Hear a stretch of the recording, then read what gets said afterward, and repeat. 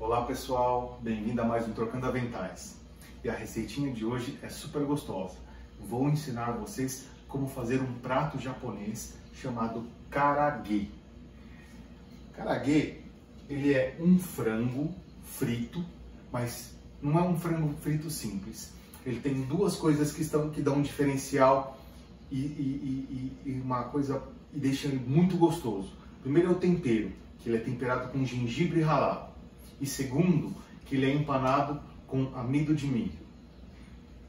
Ele é um prato muito simples de fazer, né? Só que tem algumas dicas que são importantes.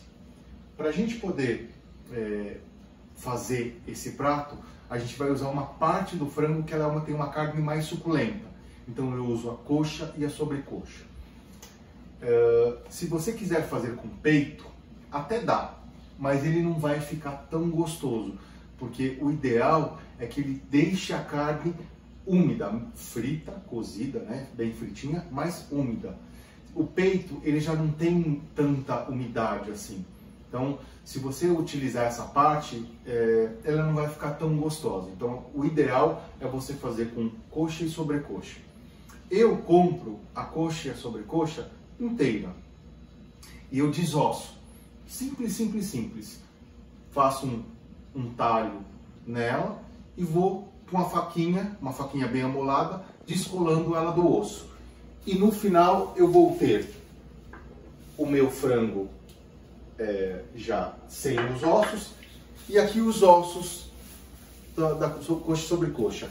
Lembra que eu comentei com vocês? Eu tenho uma receita no canal aqui que é o caldo de frango, que eu utilizo partes do frango, que são partes com mais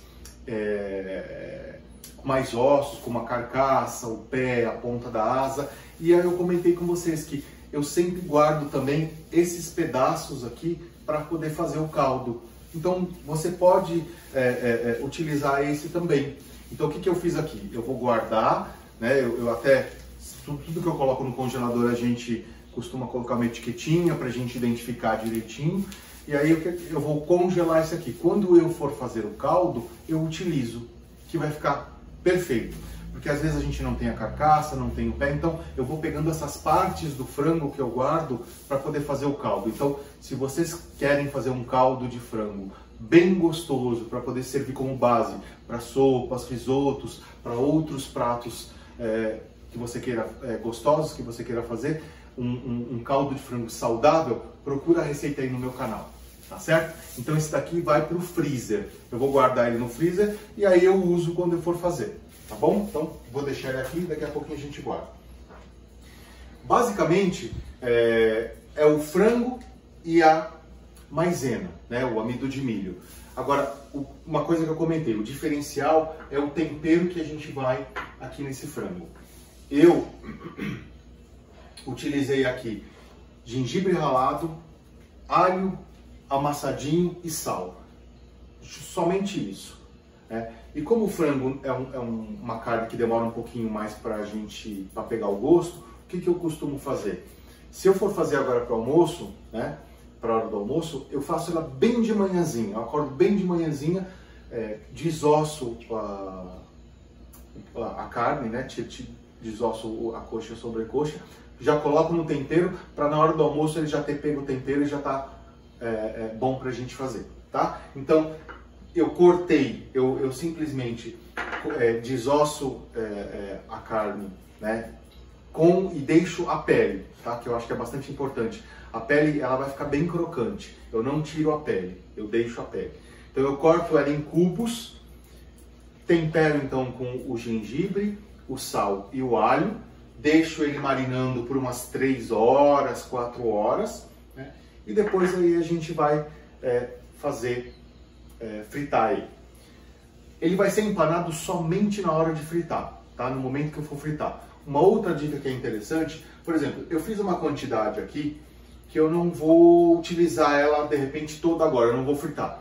Então eu só vou empanar aquilo que eu vou fritar, né? E o que sobrar eu posso deixar na geladeira para fazer mais tarde, ou eu posso inclusive congelar, tá certo? Então vamos lá, mostrar para vocês. Eu tô com uns pedacinhos aqui, eu cortei eles em quadradinhos, né? Aqui, ó, você consegue ver os pedacinhos de gengibre aqui ainda. E é simples assim, ó. A gente vai passar eles pelo amido de milho. É bom que ele fique bem empanado, tá certo? Mas é importante também que você tire os gruminhos. Não deixe formar gruminhos, não, de maisena, tá bom? Então vamos fazendo assim, ó. Ó, deixei esse daqui com um pedacinho de pele. E essa pelezinha, gente, faz toda a diferença. Ela fica muito, muito gostosa. Então eu vou mexendo nele, eu aperto um pouquinho assim para o amido ele fixar, né? E ó, e vou deixando aqui. Vou pegar aqui mais um. Ó, não deixo muita pele, mas eu deixo um pouquinho que é para dar crocância. Essa pele fica bem crocante, fica bem gostosa. Ele é um frango a passarinho à moda japonesa.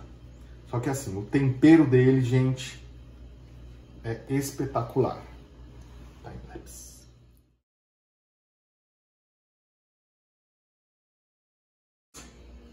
O franguinho já foi empanado. Olha só como é que ficou. Ele fica bem empanadinho, eu aperto ele. E agora sim, vou colocar o óleo para fritar, para esquentar. E quando o óleo estiver bem quente, aí eu já coloco o primeiro pedaço, tá? Mas o óleo precisa estar bem quente. Então, o óleo já está bem quente. E agora eu vou colocar os pedaços. Eu não coloco muitos pedaços para ele não... porque à medida que você coloca, ele mexe na temperatura do óleo, né? Eu vou colocar... Eu sempre coloco de mais ou menos 3 pedaços. Né? A quantidade de óleo é uma quantidade que você consiga mergulhar o teu karaguê. E, ó, e eu sempre deixo do médio para o alto. E eu vou dando uma controlada, porque assim, o fogo precisa estar bem quente. Quer dizer, o óleo precisa estar bem quente. Mas não pode estar a ponto de ele fritar e deixar cru. Então a gente vai conseguindo mesclar isso. A gente vai conseguindo ver essa temperatura. Então quando ele tiver... que eu perceber que o óleo está muito quente, que ele está fritando muito rápido, eu dou uma baixadinha de leve, só para ele equilibrar a temperatura, tá certo? Mas não pode ficar muito frio, ele tem que estar bem quente mesmo. Quando você mergulhar o karaguê, ele tem que borbulhar, como ele está fazendo aqui agora. Ó.